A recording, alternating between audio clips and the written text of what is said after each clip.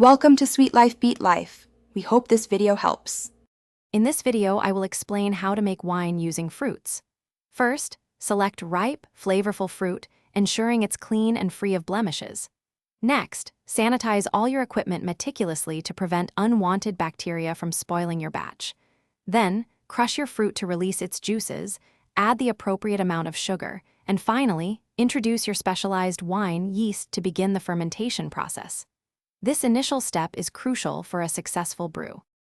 Once your fruit, sugar, and yeast are combined, transfer the mixture to a primary fermenter, securing it with an airlock. This allows carbon dioxide to escape without letting air in. Keep the fermenter in a stable environment, ideally between 65 and 75 degrees Fahrenheit, to ensure optimal yeast activity.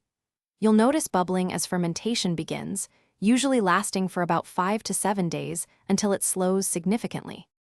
After primary fermentation, it's time to rack your wine. Carefully siphon the liquid into a clean secondary fermenter, leaving behind the sediment or lees at the bottom. This step is vital for clarity and flavor. Ensure the carboy is topped up to the neck to minimize air exposure, which can cause oxidation. Then, allow your wine to age for several months. This patient waiting period helps develop its full, rich, and complex flavors.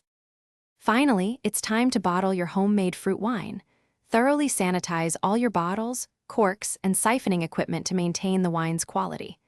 Carefully siphon the aged wine into each bottle, leaving approximately 1 inch of headspace before securely corking them.